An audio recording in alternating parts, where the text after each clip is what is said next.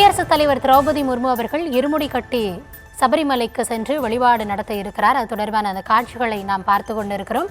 அவருடைய இந்த பயணம் தொடர்பான அறிவிப்பு ஏற்கனவே வெளியாகி இருந்தது. இன்றைய தினத்தில் அவர் தற்பொழுது இருமுடி கட்டு ஐயப்பன் கோவிலுக்கு தன்னுடைய வழிபாடை நடத்தி கொண்டிருக்கிறார். கூடுதல் விவரங்களோடு நம்முடைய செய்தியாளர் சதாம் இணைந்திருக்கிறார். சதாம், முழுமையான விவரங்கள்.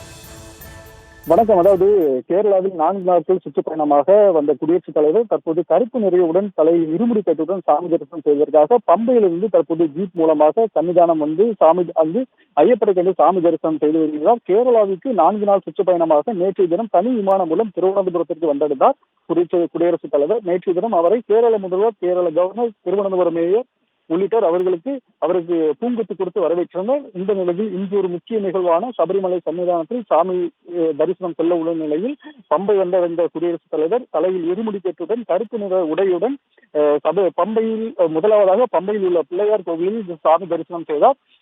அதன் பின்பு அங்கிருந்து தனி ஜீப் மூலமாக பம்பையிலிருந்து சபரிமலைக்கு பம்பை தற்போது வந்தடைந்தார். சன்னிதானம் சென்று அந்த சன்னிதானம் கீழே தலையில் இருமுடி கட்டுடன் 18ஆம் படி ஏறி பின்னர் சன்னிதானத்தை சுற்றி வந்து அதன் பின்னர் ஐயப்பரை கண்டு மனமுருகி சாமி